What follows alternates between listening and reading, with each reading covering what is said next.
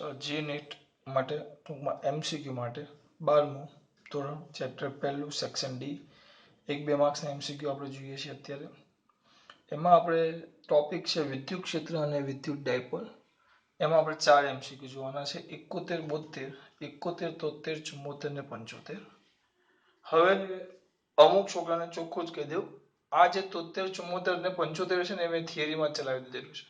સમાન વિદ્યુત ક્ષેત્ર અને અસમાન વિદ્યુત ક્ષેત્રમાં વિદ્યુત ડાયપોલ, એમાં આપણે આ વાત કરી નાખી છે. સમાન વિદ્યુત ક્ષેત્ર અને અસમાન વિદ્યુત ક્ષેત્રમાં વિદ્યુત ડાયપોલ, એમાં આપણે આ વાત કરી છે. તો જોઈએ પહેલા 71મું શું કહે છે. 71મું કે વિદ્યુત ક્ષેત્ર ખાલી જગ્યાને વિચલિત કરે. આ વસ્તુ સમજવા જેવું છે. વિદ્યુત ક્ષેત્ર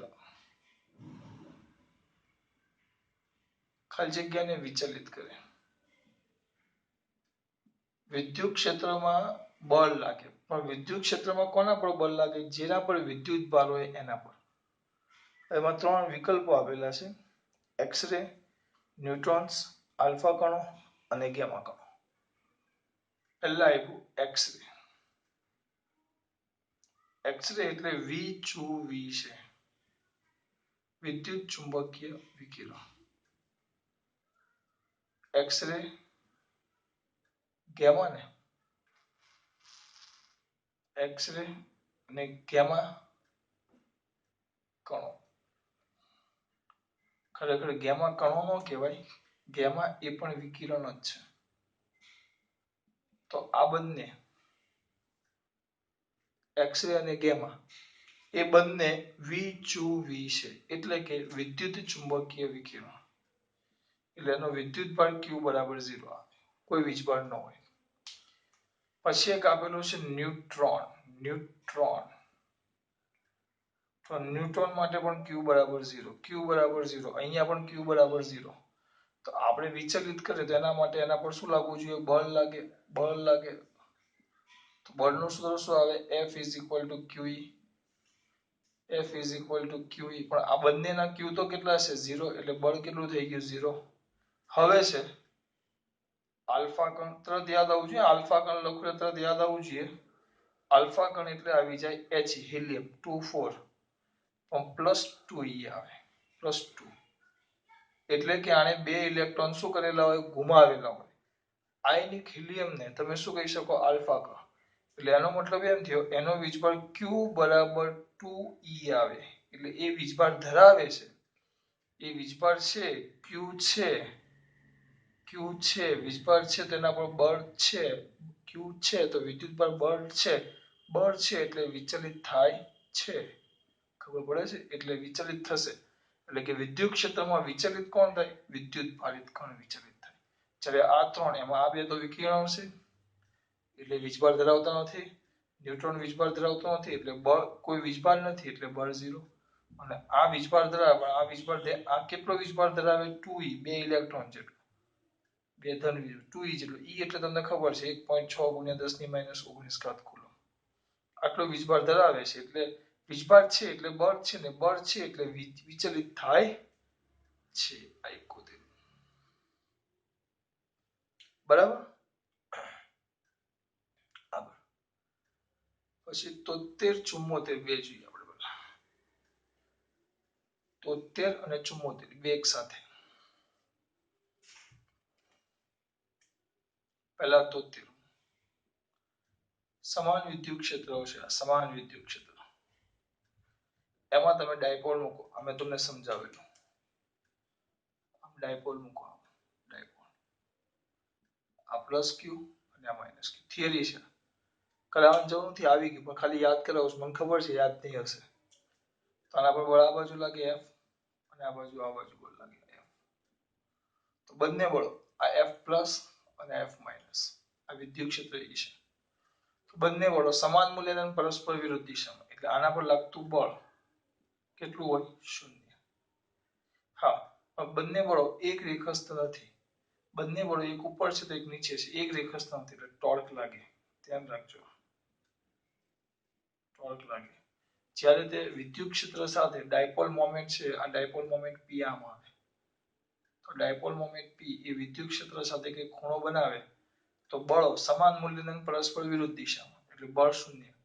પણ બળો એક રેખાસ્થ નથી એટલે કંઈક ટોર્ક લાગે. ધ્યાન રાખજો કમ્પલસરી એના પર કંઈક ટોર્ક લાગે. શું લાગે? ટોર્ક. શું લાગે? ટોર્ક. પણ હવે આ જ ડાયપોલ ગતિ કરીને વિદ્યુત ક્ષેત્રને આમ સમાંતર થઈ જાય. આમ સમાંતર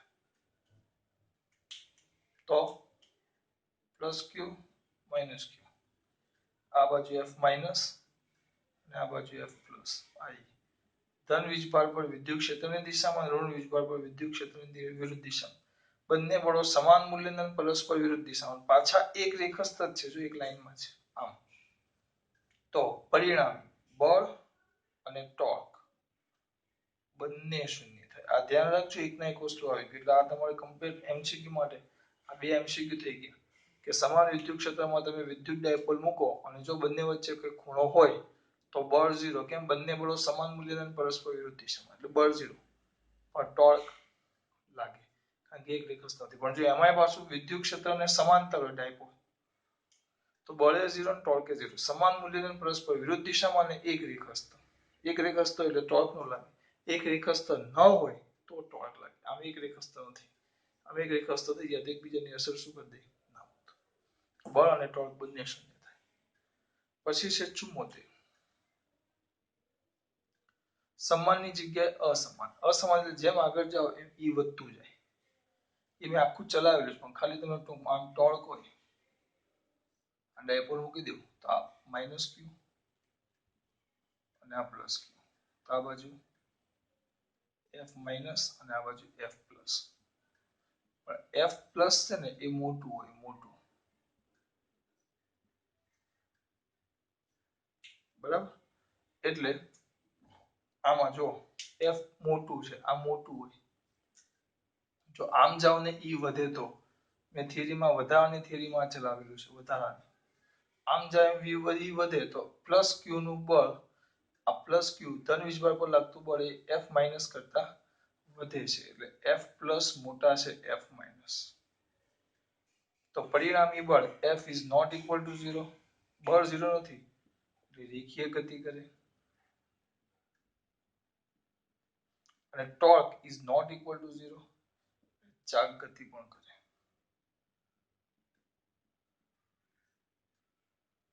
જ્યારે આ બળ શૂન્ય એટલે અહીંયા શું આવે? રેખીય ગતિ ન કરે. ટોર્ક લાગે એટલે ચાક ગતિ કરે.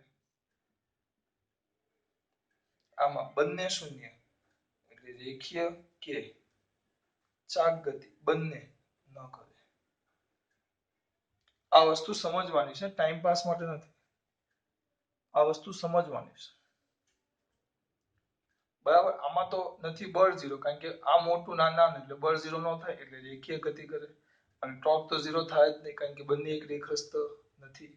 હવે હા જો આ ડાયપોલ વિદ્યુત ક્ષેત્રને આમ સમાંતર થઈ જાય તો આ પ્લસ ક્યુ આ માઇનસ ક્યુ આના પર પ્લસ એફ પ્લસ બળ એફ માઇનસ આ બાજુ લાગે અને એફ પ્લસ આ બાજુ લાગે. તો બંને જો વિદ્યુત ક્ષેત્રને સમાંતર ડાયપોલ ગોઠવાઈ જાય તો એફ તો 0 થાય જ નહીં. કેમ? F is not equal to 0 કારણ કે આ મોટું છે. F is not equal to 0 torque is equal to 0. F 0 નથી. એફ 0 નથી, બળ 0 નથી કારણ કે આ મોટું છે ને નાનું છે. મોટામાંથી નાનું બાદ કરો તો કંઈક તો વધશે જ ને. એફ પ્લસ મોટું છે તો એફ અસમાન વિદ્યુત ક્ષેત્ર છે એટલે બે બળો એક સરખા ન હોય. ગમે તે એક મોટું ગમે તે એક નાનું હોય જ. બરાબર? સમજ પડે છે? તો એટલે એની આ બેની બાદબાકી કરો તો કંઈક તો વધશે જ. એટલે એફ 0 ન થાય એટલે કે રેખીય ગતિ કરે. ટોર્ક 0 થાય કારણ કે સામ એકબીજા એક રેખાસ્થ છે એટલે ચાક ગતિ ન કરે. આ યાદ રાખવાનું. એનો મતલબ એમ થયો કે તમે જ્યારે ડાયપોલને અસમાન વિદ્યુત ક્ષેત્રમાં મૂકો, તો અસમાન વિદ્યુત ક્ષેત્રમાં મૂકો, જો કંઈક ખૂણો બનાવે તો બળ અને ટોર્ક બંને 0 ન હોય એટલે રેખીય ગતિની ચાક ગતિ કરે. પણ એ વિદ્યુત ક્ષેત્રને સમાંતર ડાયપોલ થઈ જાય તો બળ 0 ન થાય એટલે રેખીય ગતિ કરે પણ ટોર્ક 0 થાય એટલે ચાક ગતિ ન કરે. હવે મેં તમને સમજાવેલું. આમ હોય મેં સીધું આમ જ કીધેલું. આમ હોય જો અત્યારે જો આમ ખૂણો બનાવે તો રેખીય ગતિ અને ચાક ગતિ બંને કરે, પણ અહીંયા આવી ગયો પછી માત્ર રેખીય ગતિ કરે આટલું. અને આમ હોય તો બળ 0 એટલે રેખીય ગતિ ન કરે, માત્ર ચાક ગતિ, બસ પૂરું. પછી અહીંયા આવે તો બે નો કરે. 73, 74 અને પછી મેં કીધું છે 75. તો ખોટું ગીચવાત કરું, જગ્યા કરશો આપણા માટે.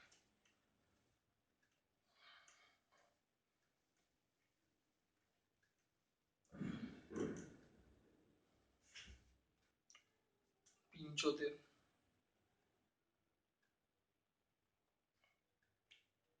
એવું કીધું છે એક ઇલેક્ટ્રોન ને એક પ્રોટોનને સમાન વિદ્યુત ક્ષેત્રમાં મૂકતા શું થાય? કેવું? ખાલી વિદ્યુત ક્ષેત્ર જ છે, આ વિદ્યુત ક્ષેત્ર છે, સમાન વિદ્યુત ક્ષેત્ર, ખાલી વિદ્યુત ક્ષેત્ર છે E.